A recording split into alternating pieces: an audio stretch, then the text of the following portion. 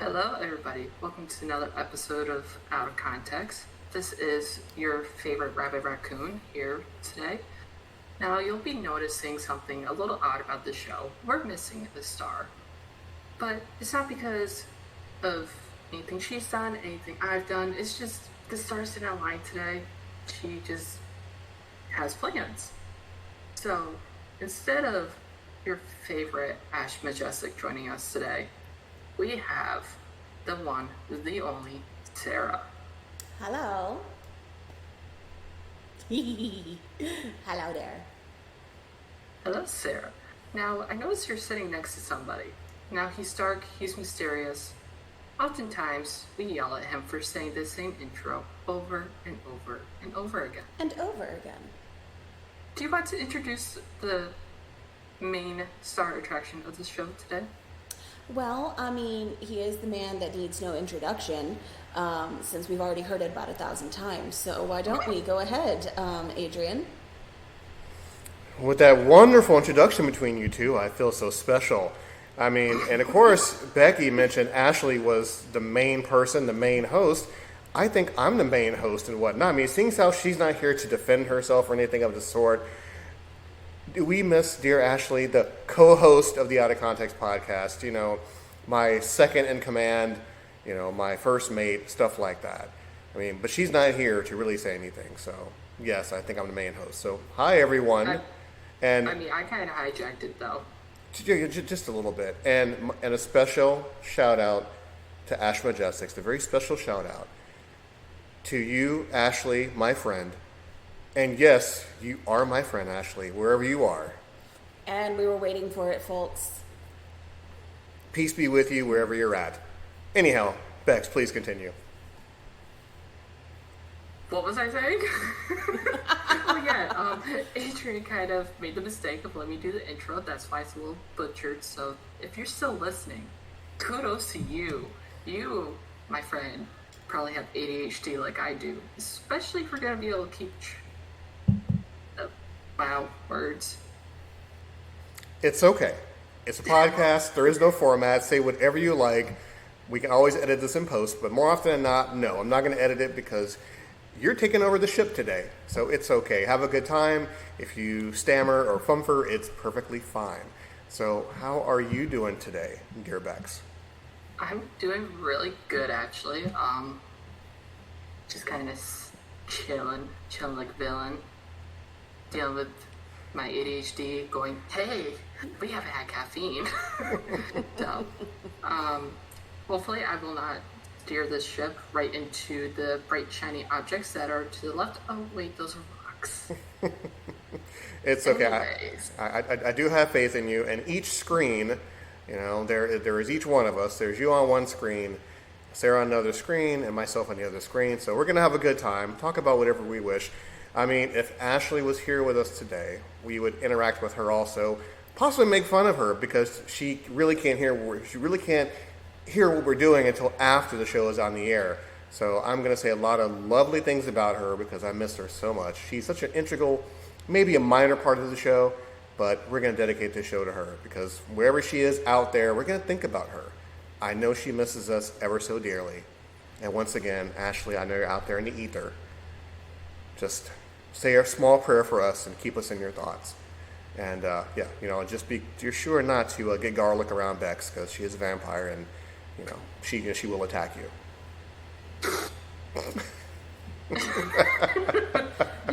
Sometimes I think that the whole garlic thing is that vampires just told people that they don't like garlic so that everyone would eat garlic and season their food for them.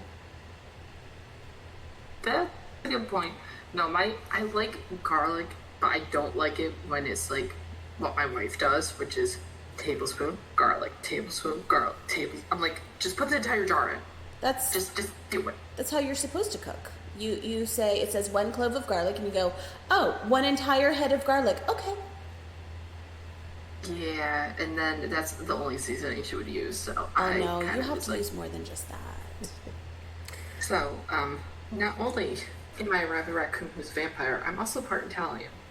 So, I learned how to spice things from a young age. So I was like, garlic, not the only thing. Here's pepper, here's onion, here's powdered garlic, here's paprika, here's chives, here's this everything else. Like thyme, rosemary, let's throw it all together. Not just garlic and rosemary. That sounds wonderful though, but if you're gonna make like a really good garlic bread, you take it, and my mouth is watering, and you like take the oil and you like cook the oil with the garlic cloves in it, and then you smush it everywhere with like some butter and just like. And then add cheese. Huh? And then add cheese. Add cheese. Yes. For a split second there, I thought you said ass cheeks, and I just kind of had a weird look on my face, and I'm like, okay, I don't know where we're going with this, but we're gonna try to get back on topic. And I mean, I know I got plenty of cake, but that's not bread, so you shouldn't be slathering that all over my ass cheeks. I thought you were actually talking about Ashley's ass cheeks. I mean, if she was here listening to us right now, she would have to say something about that. But unfortunately, she's not here to really comment on that. Aw, so poor Ashley. We're not going to butter your ass cheeks today. Yep. So Butter your biscuits. Yeah. Butter your biscuits, Butter your muffins. your muffins. I miss you, Ashley, and your muffins. I mean, I wonder what she would say if she was here right now, hearing us You know, talking about her cheeks and everything of the sort. But alas, she's not here, so we shall move on, painfully so. But You what know is what she's probably doing, Adrian? Yes, I'm cutting you off because, well, you gave me control, so this is your fault.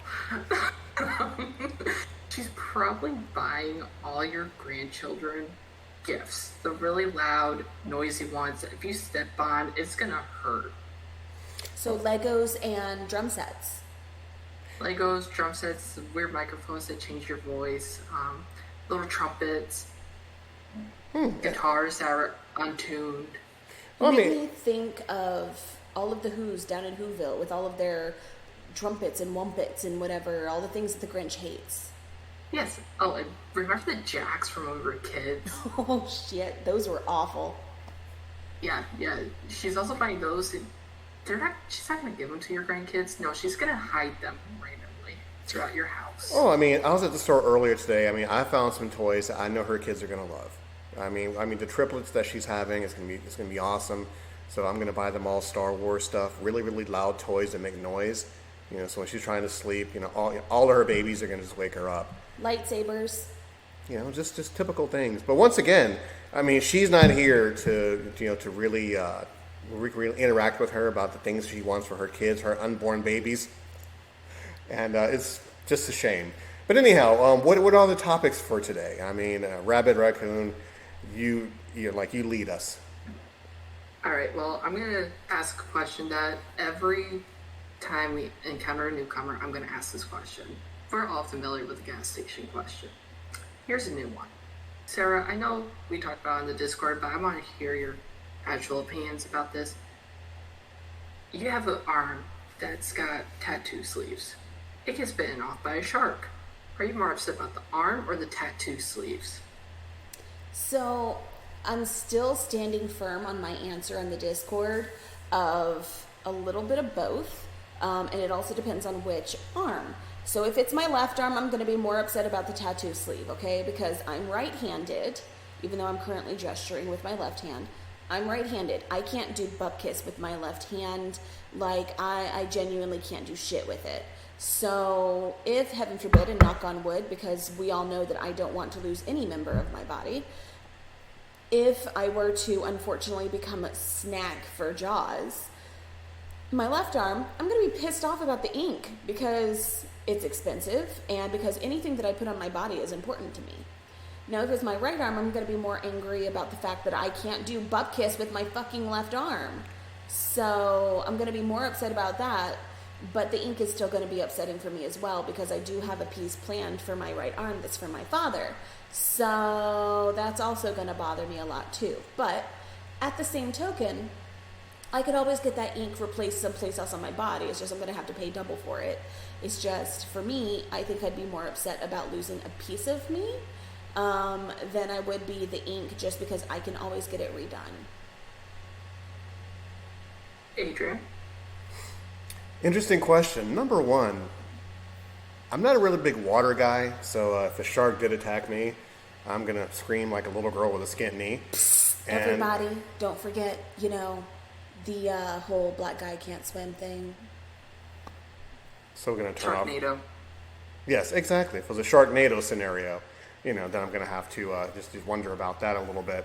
No, if I would rather be more upset about the arm. Because, I got to work out, I got to type, I got to do various things with it. So I'd be more upset about the arm thing. Tattoo, I'm a black guy. It's really not going to show up on me that well. So. You guys are thinking too small, bro. What? I would be more upset about the ink, because at least the arm, I grew it for free, and I can get it replaced with one that functions on its own. They make robotic arms. It could be a fucking superhero. But imagine the years of pain and frustration you go through to get that fake arm put on. You can still have your tattoo artist draw the tattoos back up on that arm. Yeah, but I didn't pay thousands of dollars to grow the arm. I paid thousands of dollars for the tattoos. But you grow the arm because you're supposed to have the arm. Yeah, but there's some people who are born without arms. Okay, There's valid some point. people But I was who are not born without arms. without part of their bodies. And they perfectly fine. But I was born with arms because I'm supposed to have them. So you're right. The pain and frustration wouldn't make me a hero, it'd make me a supervillain. Valid point. Okay, so my question is, if you get a fake arm, how do you know that you're wiping properly? See, thinking outside the box. There's these things that, I forget what they're called. I think they're called bidets. Bidet. You use bidet, which is you spray it on your ass cheeks or your nether regions, and it does it for you. Dude, bidets are amazing. Well, but you still have to clean the area to make sure everything is, where it needs to be. On the other hand, it's not saying you lose both hands, both arms. You just have to learn how to do it with the other arm. It's a little bit more frustrating, but it is possible. You got me there. You truly got me there. Bex actually stunned me. For the first time ever, I'm officially speechless. Because if it's my dominant arm, I have to use a plastic hand. It'd be like a stranger wiping me. But fun time with yourself would be like having it with a stranger.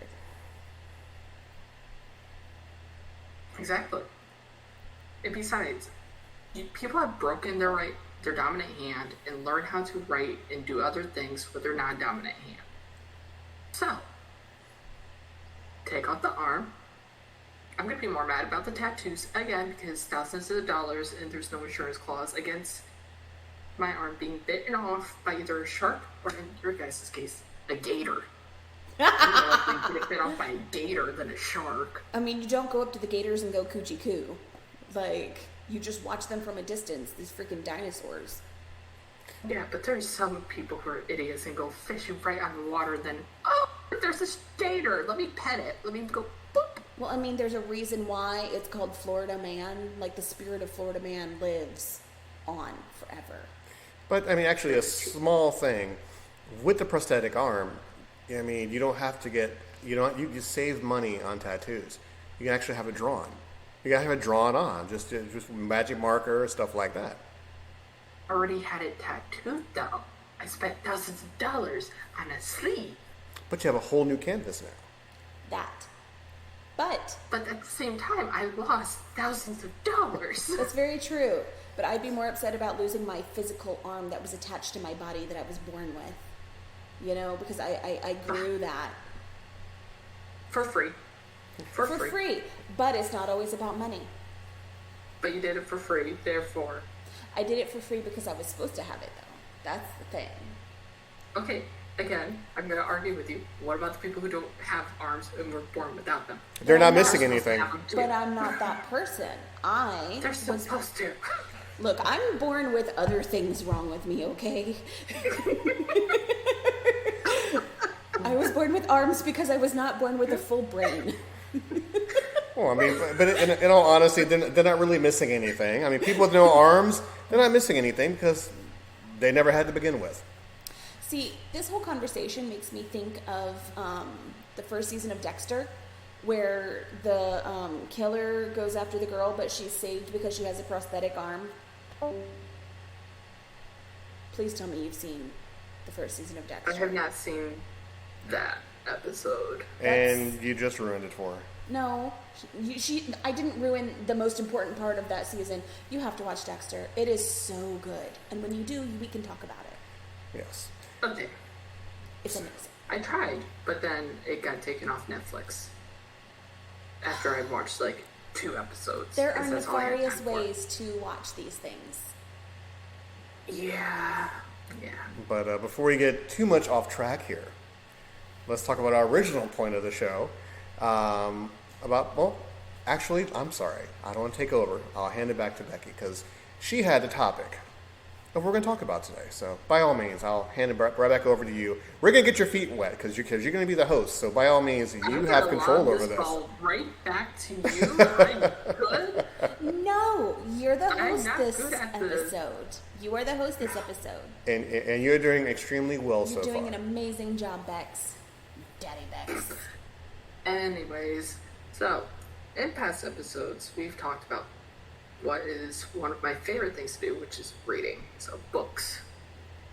So I'm gonna ask Sarah, what is your favorite horror book? Favorite horror book? Mm-hmm. Oh shit. I do not remember the name of it, and I don't know if this would really be considered horror, but it's definitely like, oh god, I wish I remember the name of it. It's essentially about this town that basically gets overrun by like a military people, and they essentially they kind of kill the whole town in horrible ways. They tell the town that there's a lottery that everyone won, and they have to go to the school. The high school. The high school. Have you read this? Did they go to the high school? I remember it. You or Ashley or Adrian talked about it before. Yeah. I don't remember the name of the book, and I wish I could because there's a sequel to it that was also equally good. But they take everyone into the high school auditorium, and they slowly but surely call everyone back, and they kill them all, and the main character ends up falling out of the ceiling onto a pile of dead people. But it's such a good book. I mean, it's nasty, don't get me wrong.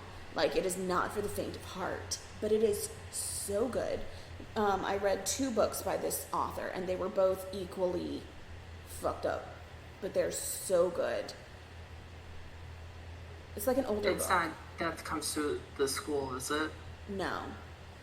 You wouldn't know that there was a school involved in the title. It was, I think it's listed as suspense, thriller, horror. But there's 2 by the author, and I wish my old Kindle, like 3 Kindles back, had it on there. And if I had unearthed my 5 totes full of books by now, I have one of them in paperback. But it is just so freaking good, and I just wish I could remember what the name of it was. I'm sure if it is some digging, I could figure it out. Yeah, I'm gonna have to look for that and see. I need to get you the name of the book because it's really good. It is gross. It is not for the faint of heart. I've read some stuff, and it's definitely one of them. Now, I mean, for you, Bex, which is one of your favorite books? I know we talked off air about Stephen King, and all of us has read Stephen King novels. Which is one of yours? And I'll tell you which one is mine. So for Stephen King, my favorite Stephen King novel is going to be It. The reason for It is because after my accident back in 2017, I couldn't be around light for a few days just due to how bad my head injury was. And I started listening to the audiobook and stuff. And for some reason, that book made my brain kind of switch gears from being woe is me to it could be a lot worse. It could be a hell of a lot worse. And it made me be able to connect to people again because like I really connected to the book. I really connected to the children and how they went through these struggles, and all of them came from different backgrounds, all to defeat the same foe, same enemy, but they all had their different reasons, different ways of doing it. And it was the first book I had finished reading. It took me a few years. I'm embarrassed to admit I'm a very slow reader. I have dyslexia. And it took me a few years to be able to finish it, but for some reason, like, that book's always going to hold a piece of my heart. That and Pet Sematary, but Pet Sematary is because it's the first book my dad let me borrow from him, and him and I discussed it a lot. But it was kind of what helped me feel more like myself and less like I'm just gonna lay here and think about everything bad that happened. It was my escape. You know, I read the book also because I really love the detail. I mean, Stephen King really talked about in detail, like the backdrop, the characters, the side characters like Adrian, go figure, and of course also it was very unconventional. You know, how they were all friends and how they remained how their friendship remained. Of course, they can't explain that in the movie because it's way too graphic. Now, after you read the book, did you ever try to watch the TV series before the new remake came out? I have not tried watching the TV series. I want to at some point. I just need to figure out how to. But I think my job sells it. By TV series, do you mean the original with Tim Curry? Yes. Oh, I grew up with that. It was so good. And now, have you seen the actual remakes? Chapter 1 and Chapter 2. Now, of course, there's really no comparison, you know, with the movie versus the book. But what did you think about those? So, Chapter 1, I liked it. It gave, like, a solid face to the characters for me. I hate that they left out, like, some really key elements but I like the fact that it stuck to, instead of jumping back and forth, it stuck to them just being kids and like how everything progressed. I liked how they did all that. Granted, again, leaving out some key elements because, again, it's a bit too graphic and trying to explain it without reading the book. It's so out of context, it's so fucked up, it's so mentally twisted that people are automatically go, oh my god, this is disgusting, but at the same time, once you read the book, you're like, oh, that's why. The second movie, I liked it a lot, the first half, because it really stuck true to the book. Second half, they dropped the ball so hard, and they included parts of like Salem's Lot and Cujo and the Dark Tower series. Like, they combined elements of different books that they didn't have to combine, and it ruined it. And like the way how it ended and stuff, I'm just like, you had it at the first half, you were doing really good, then you fucked up. Yeah, it really seemed like the second half of it, they either ran out of time or ran out of money, and they just pasted something really hokey together. So part 2 was very uneventful. But I really do recommend watching the original It with Tim Curry, because obviously it can't piece together everything, but to me it was put together better than the remake. So I'll look over to the next screen and I'll hand over to Sarah. What about you and your favorite book? Well, the only Stephen King book that I ever read fully is Fairy Tale, so I never read it, but I do have to agree that while I haven't read the book, I did truly love Chapter 1 and Chapter 2, but for me, it's always going to be the Tim Curry version. It's Tim freaking Curry. Like, you can't get any better than that. He is everything. But, it's just so good, and it gives you more, I guess, meat to the story, in my opinion. But also, I grew up with it, so I'm going to be kind of biased. But the only Stephen King book that I ever actually finished, like, I've started a couple other ones, but the only one that I actually finished was Fairy Tale. And it's not horror. It's a fairy tale. And it's very good. I truly enjoyed it. It did get kind of difficult to get into for me, just because I don't like when you use an expletive over and over and over and over and over to describe literally everything. And I understand why he did, in the beginning of the book like I do. Everything is goddamn this and that and what have you, what have you, what have you. And I understand why, because that's the mindset of the character at the time. It bothers me when everything has that same identifier on it.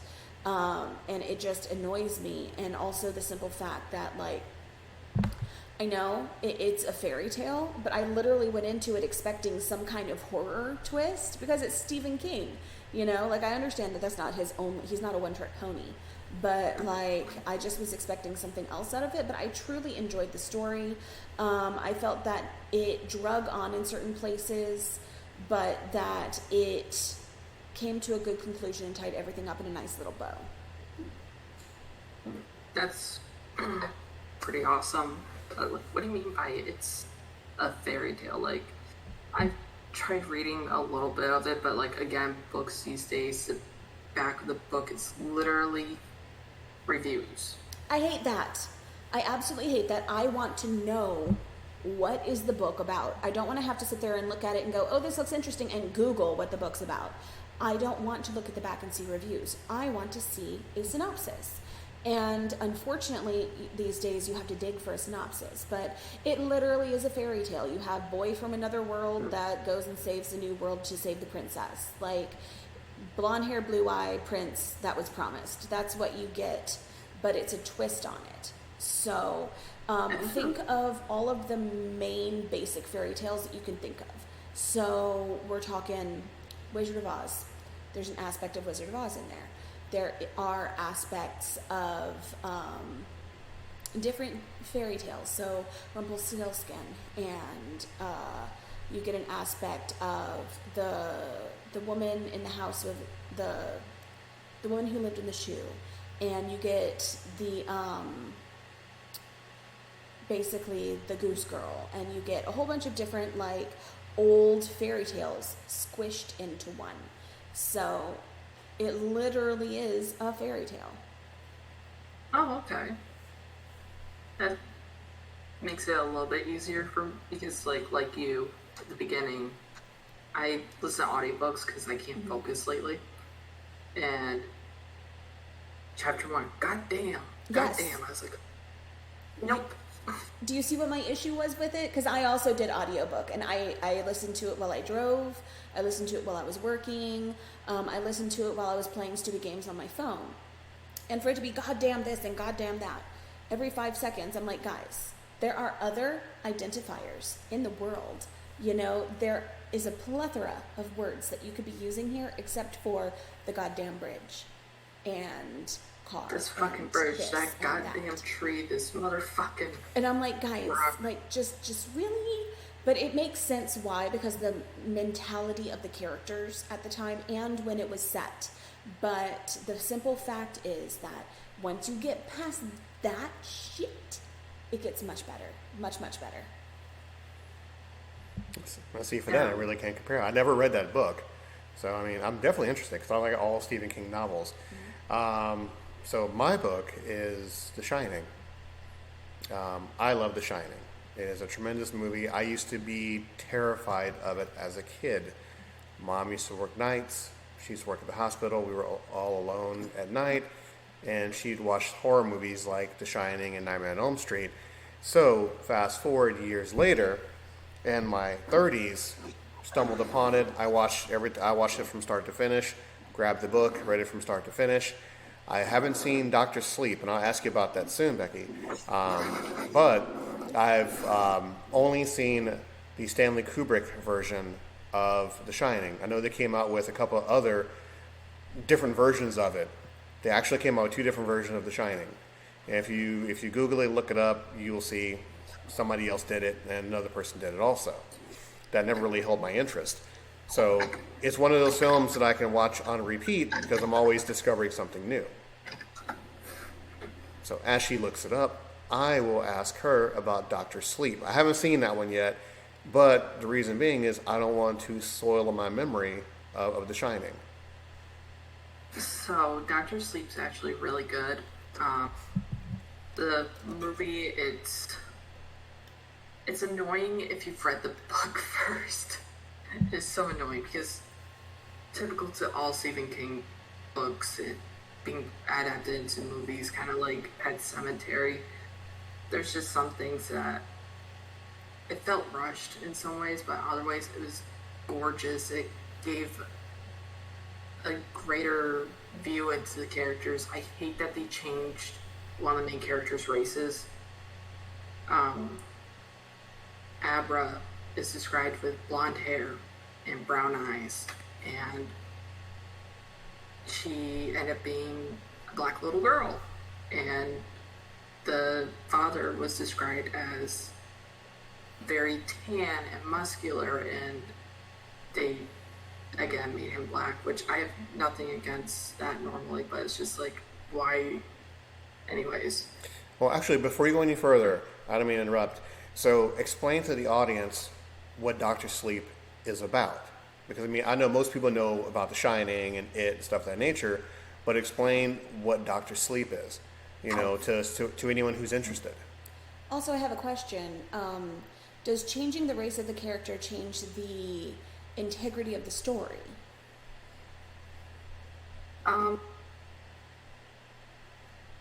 Yes and no. It's kind of like changing the fact that Ariel went from being a redhead to with white skin to being black, which, hey, if the actress is good at it, that's awesome. But at the same time, I feel like sometimes it's kind of like making a straight character gay. Like, don't push it. And that's me speaking as a lesbian. Like, it doesn't change anything, but at the same time, it changes a lot. And I can see where you're coming from. The only reason why I ask that is, in my opinion, literature is subjective. The way that you read it. For instance, the hullabaloo of Hermione Granger. In the books, she's only described as having, I don't remember the actual word, but like basically messy hair, big bushy hair. What book is this? This is Harry Potter series. Okay, Harry Potter, she's described as having frizzy, untamed, bushy hair. With bug teeth, like beaver teeth, and freckles, and brown eyes. Correct. That could be any color, because you can have freckles and be black, you know? So some people were upset that she was cast black in the stage performance of The Cursed Child versus being white. In my opinion, does it change the integrity of the story? Meaning, does the story completely change based on a race / ethnicity of a character? Because if it doesn't, in my opinion, it doesn't really matter. Other people will disagree with me because they're purists, you know, just like you said with the Ariel thing. But as far as I'm concerned, if it doesn't change the story, if it's not like a story where it is specifically based on this person has a specific color eyeball, you know? Like, for instance, also a Harry Potter thing. Harry Potter has his mother's eyes, right? They're green. Lily's eyes are green. Does Daniel Radcliffe have green eyes? He does not. No. That changed the integrity of the story. But that was due to contact issues. Like, the only issue I have with it is how Abra's described is, first, Stephen King goes into a lot of details and stuff, so I think it bugged me because, like, I had this idea in my head, and then I'm watching it, I'm like, this is not it. But again, that's just me and my ADHD, my weird little gremlin brain going, this isn't it. This, no. And I understand that. I was just asking for myself. Because no, like, it doesn't change the integrity of the story in the end. It's just, I'm one of those people where I have to remind myself it's a book and it's a movie. Two completely different things, kind of based off the same thing, but they're also how people envision things. Yes. I see it as a multiverse, kind of like you think Marvel, you know, but I've always thought of it this way. So you've got your book world, and then you have your movie world. So they're very different, but they are the same thing at its core. But you've got one universe where it's the book and it's how it should be, and then you've got one universe where it's the movie and it's different. Yeah, of course. So now, what is Dr. Sleep about? So I'll read the synopsis because one of the good books where it's got the synopsis on the back. Wow, dying breed. So, fair warning, again, dyslexic. Bear with me. Years ago, the haunting of Overlook Hotel nearly broke young Dan Torrance's sanity, as his paranormal gift, known as The Shining, opened a door straight into hell. And even though Dan is all grown up, the ghost of the Overlook and his father's legacy of alcoholism and violence kept him drifting aimlessly for most of his life. Now Dan has finally found some order in the chaos by working in the local hospice, earning the nickname Dr. Sleep, by secretly using his special abilities to comfort the dying and prepare them for the afterlife.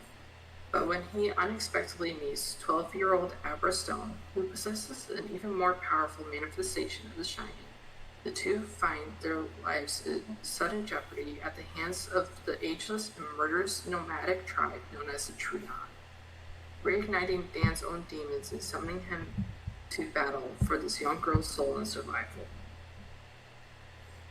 Interesting, because I kept thinking, and I know I was way off, I kept thinking that it was more or less like a part 2, or is this a whole separate Shining universe I really didn't want to delve into? No, but it was pretty much Stephen King kept getting asked questions. It's part of the book, like his reasoning for it. He kept getting asked questions about Dan and like where he is and how he grew up, and he had to struggle a lot with writing the book based off the ending of the movie The Shining or the book The Shining, but he decided to keep it true to the book. Interesting. And the movie Dr. Sleep, the ending, they changed entirely, but it was for giving Stephen King the ending he wanted to see. It was to give Stephen King the ending that he expected, and it introduced some characters that The Shining, the movie, never introduced. So I have a question. As someone who's never read the book of The Shining, what are the differences between the ending in the movie and the ending in the book? That's a lot of spoilers. That's a lot of spoilers. Yes. It's pretty much, let's just say, some people who died, lived, and some people who died, or who lived, died. And one of the entities, which is the Overlook, is one of the things that either truly lived or truly died. And if you watch the ending of Dr. Sleep, is how the ending of The Shining should be. Adrian, do I just spoil it? No, you did not. Not at all. I'm very confused. I'm very confused. Should I just read the book and then reconvene on this conversation? I feel like our readers would be confused too, but the book has been out for so long that I feel like any of our listeners... Have you watched the movie The Shining? I've watched the movie, yes. I haven't read the book, and it's on my list of TBR, but I have a very, very long TBR list. Alright. If anyone has not watched The Shining, has not read The Shining, and you don't want spoilers, leave the podcast now. Otherwise, can't say I didn't warn you, and don't come at me with hate. In the book, Dick Halloran lives. Oh. The mother lives, Daniel lives. Jack Torrance gets his face beat in with a mallet by himself through the Overlook after being stabbed and thrown downstairs and everything else by Wendy trying to save her life. Okay, Wendy is a hell of a badass in the book. Wendy had broken ribs, she had a broken back, I think she had was it Wendy or Dick? I know Dick had his face beat in, like his face was shattered. It was Wendy with the broken back.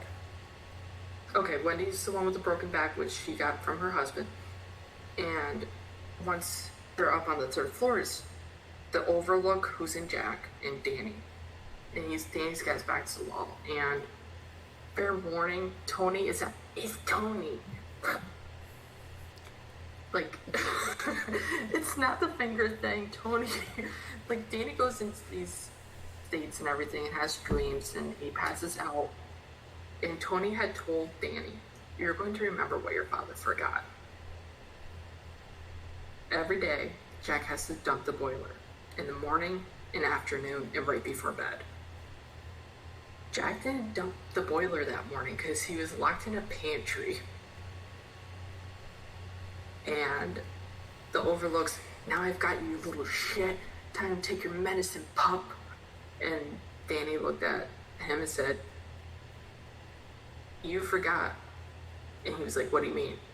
Like, mind you, this isn't word for word, but Danny's like, "You forgot." And he's like, "What do you mean?" He's like, "The boiler." Overlook panics, goes down to the boiler. Danny gets down the stairs. Now, Dick Halloran, this motherfucker, he is amazing. I love this guy. Like, he's my favorite character of The Shining. He's the only one who really, I think, has it, hit Danny's back, who's actually there for Danny, even when he doesn't know the kid. He's got no reason to, but he's literally flew from Florida up to Colorado, went through a blizzard on a snowmobile, almost went off the road a few times, and got up to the Overlook. Faced hedge lions and hedge dogs that were trying to kill him. Yeah, the maze and everything, nope, it's actually hedge animals. So that's entirely different. Okay. And then Danny's there at the stairs and Dick's like, "This place is about to blow, we gotta go." He picks up Wendy, picks up Danny. After he has his face smashed in, he's gotten beat with a mallet. He's got the back of his head, like the skull's fractured. Takes him and runs out of the fucking Overlook, and it goes up in flames. Yeah, so yeah, the book is definitely so much better because once again, you can't fit all that in a movie. You know, no matter what, because even if you tried, the movie's going to be 3, 4, 5 hours just to get every little detail in to explain everything. So that's what happens with most movies. You can't get everything in from the book. Because we mentioned earlier, if you did it with it will be NC-17 and probably get banned and canceled and everything. Oh, yeah. Mm-hmm. Yes, because without going into too much, there's a whole lot of sexual acts that goes on, you know, in the book that they can't put into a movie.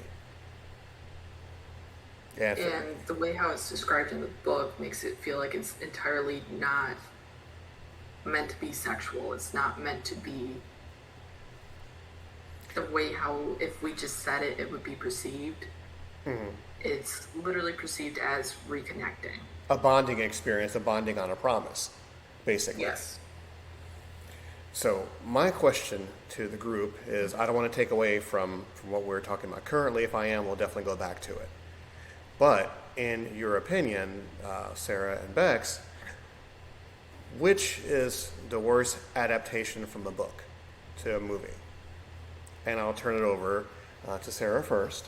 No, Bex, you should go first because I'm thinking. I was going to say, there's a lot that I think are horrible adaptations.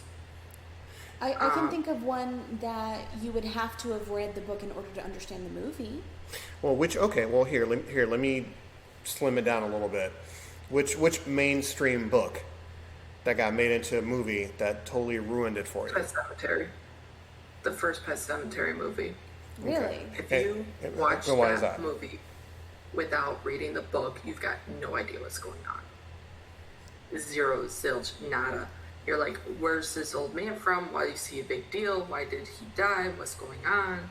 Like, it doesn't go into the background of, like, anything. It's just, it is very slow pace, and, like, it's just, honest to God, if you watch the movie, the original Pet Sematary, without reading the book, you will not understand what's going on. You'll have zero idea. So, so just in case, I know most of our listeners have seen Pet Sematary but haven't read the book.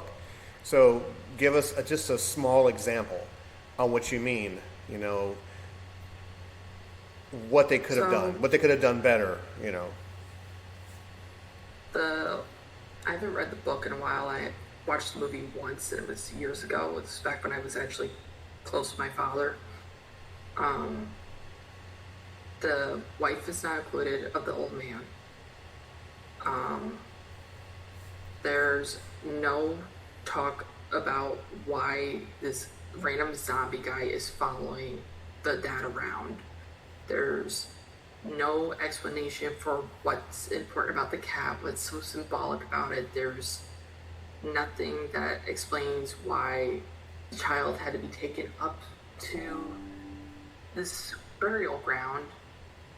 And, like, it just. A lot of the movie, it just didn't make sense. And I'm trying to remember because my memory is shit. But a lot of key elements, just in general, like the wife, the daughter, them leaving and going to the accident, like there's so much. There's so much. Like the Pet Sematary remake was more accurate to the book and was better explanation. Granted, they changed which child died, but they had kept it with Gabe instead of the daughter. It would have been exactly like the book, exactly like it. So now, before I go over to Sarah, just one more question for you with that. If you believe that they would have done a proper adaptation from the book to the movie, how long do you think the movie would have been?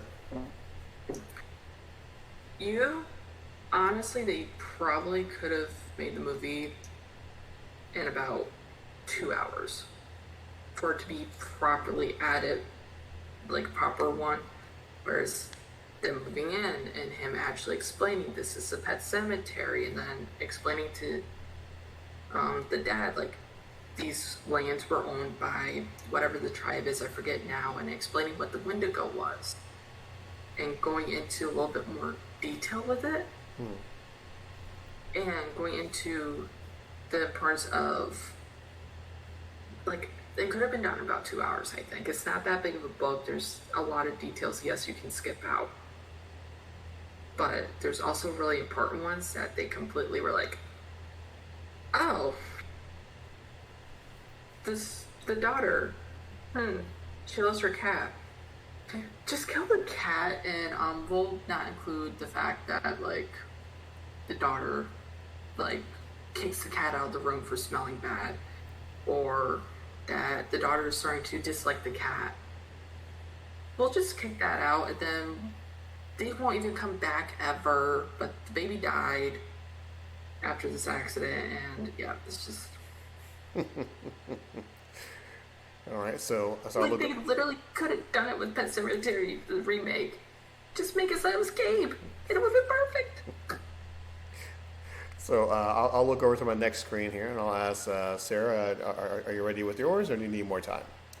Well, when you talk about book to movie adaptations, there are just literally so many. And one of the ones that kind of got to me was Ender's Game. I never actually finished the movie for Ender's Game. I love that book so much. Bex, you have something to say?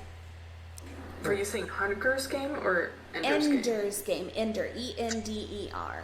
Okay, so give us a brief description of what the book is about. So the book Ender's Game is essentially it's futuristic society where you're allowed to have one child. If you want to have more than one child, you have to prove your worth to do so. And children are raised to expect extreme excellence. And Ender, he is a second child of two, and he is recruited to go up into a space station and become a warrior. Now, Ender is extremely intelligent, like ridiculous intelligent, and he also is someone that wants to succeed. So he goes up there, and they're learning how to fight against these bugs, okay? The aliens are insectoids, and essentially what had happened was the insectoid aliens had attacked some Earth colonies and had wiped them out, and so they were training to essentially go and attack these insectoid aliens where they lived, okay? but the training is all in the form of different games. And they're using these children as what they think is simulations, but as warriors. So I didn't even finish the movie. I'm not going to lie. I loved that book so much, but there were so many inconsistencies, and it focused far too much on aspects that weren't as important as they are in the book. There are specific things. There's some feedback from you, Bex. Everything good? No, I'm listening. Oh no, it just had some weird feedback in the microphone that I was hearing. But essentially, like, there's these weird little extra games / dreams that Ender has that are basically really core to his development, and they just kind of skim over them or make them different in the movie, and I genuinely couldn't get through the movie. The book is phenomenal. It is in my top 10 favorite books, but the movie, I just couldn't get through it. I couldn't. Now, you were talking about Hunger Games. What did you have to say about that? So the reason I was asking about the Hunger Games is because in the first book, they changed some very key pivotal things. Yes. This stuff I remember for sure.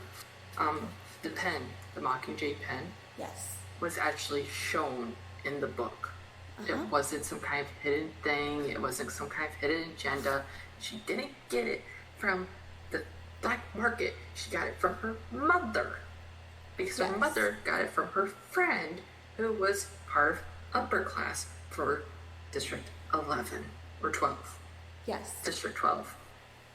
And that's how the Mockingjay came to be. That's why Mockingjay was so prevalent. That's why it was such a big symbol. Yes. Because the pen was on her shirt. It was hidden.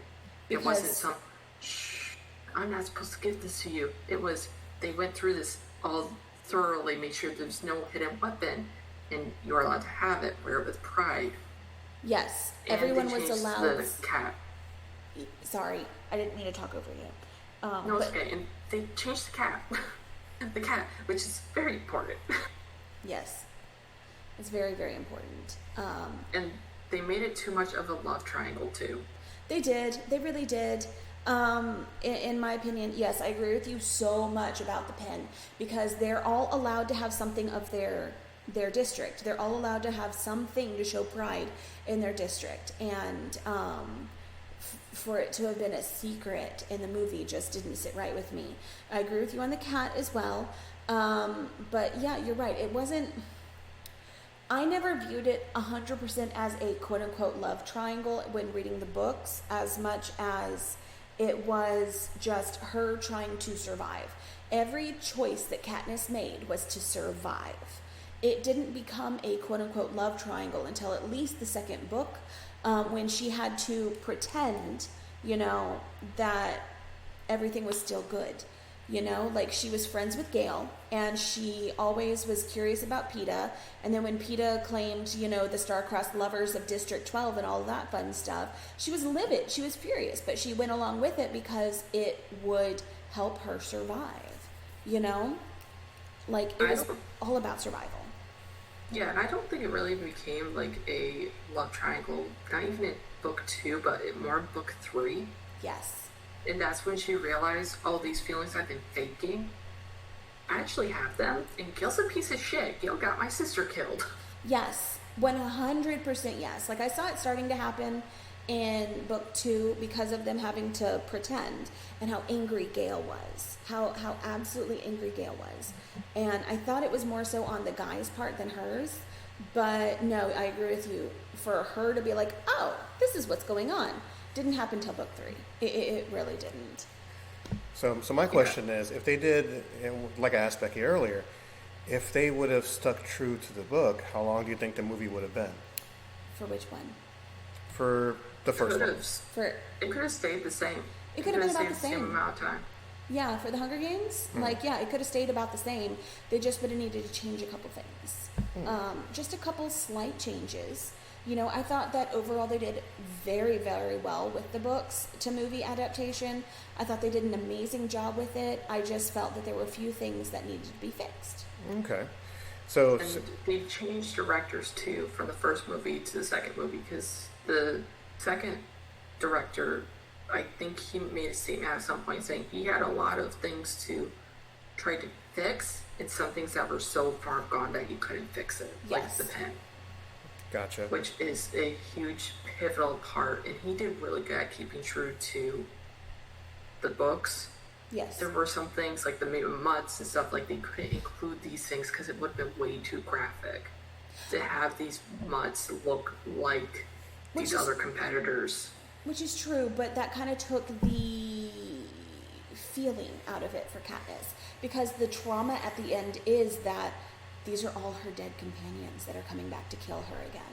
Like, that they took the bodies of the dead ones and made them fight again.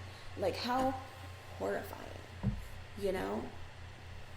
That is true, but at the same time, it would have been changed from being like a PG-13 movie to a rated R. Oh, you're right. You're So, right. in some ways, I can understand them changing some things. Like, I understand changing the mutants and stuff, but again, the director had to compensate for these mistakes made in the first book or Correct. first movie.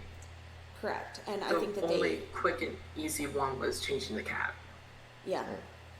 What I recommend for my last go around, I guess, as we're closing up shop, is something different, something a little bit different. As a kid, I read the Brothers Grimm and the original Cinderella, and yes, and of course, what sticks out of my mind the most as a little kid, even now at age 47, is the slippers. Now, for those of you who are not familiar with Snow White, which you really should be, of course, you know, the prince tries to slip a slipper on the right foot, on the right person, on the right woman's foot.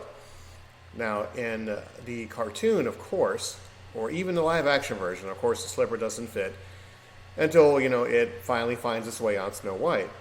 Cinderella. Or, excuse me, Cinderella, thank you. Now, in the Grimm's tale, you know, they were so obsessed with being with the prince. You know, they like sliced off one of their heels, you know, sliced off one of their toes, stuff like that, to make their foot fit in the slipper.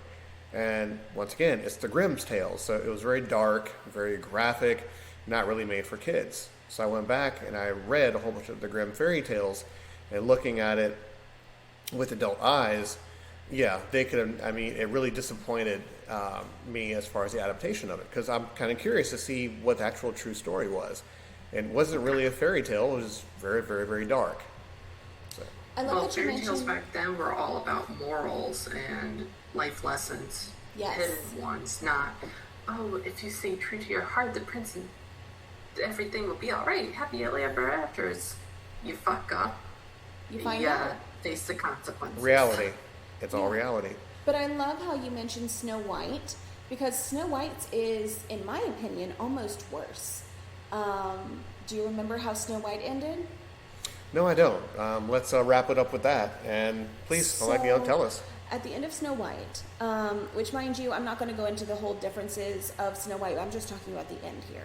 At the end of Snow White, they capture the queen and force her to dance at their wedding. And by forcing her to dance, I mean they literally put her feet in these metal shoes that were so hot they were red. So they made her dance to her death in piping hot shoes that had just come out of the fire at their wedding for entertainment. That's pretty damn graphic. All right. I told you. So, as the show comes to a close, we'll do just a couple more things. I'll go around the round table here, and I'll ask Sarah, what did you think of the show? And if people want to reach out to you, how can they find you? So I really enjoyed this show. I'd love to do a follow-up on this, especially when I can remember what the book's name is. And I'd love to talk more about book adaptations of movies. Or I should say movie adaptations of books. I would love to talk more about that because there are so many out there that I could talk about for days. But if you want to find me, really, I'm not that active these days. But you can find me on TikTok posting stupid shit depending on what I find on my feed. So. All right. And you don't want to give your handle for your TikTok? Oh, Cerberus Magic. We love you. Squirrel. And of course, you can find me, not me, you can find the whole entire show under walkerac76.podbean.com. Find us on 22 free different platforms. And of course, just do a search for the Walker AC Experience. That's what you can find us, the Out of Context Show, Slacking Majestically, the Walker AC Experience, so on and so on and so on. And of course, I'd like to hand it over for the final say to our host of this lovely show, Big Time Bex, our dear sacred vampire now. So I know why she wants to attack me and bite me now. It all makes sense. So I will give Becky the last word, and yeah, floor is all yours, my dear host. If anybody wants to find me, I'm on Twitch, Rainbow Cupcake 95. I'm not very active on it right now, just dealing out some kinks. And in the heart of Ashley, who we all love and miss very dearly, I have a joke for everybody. Oh, Yes. what? Yes. We ready? I'm so All ready. right. A man wakes up from a coma. His wife changes out of her black clothes and, in irritation, remarks, "I really cannot depend on you for anything, can I?" Wow. Good night, everyone. Oh my God.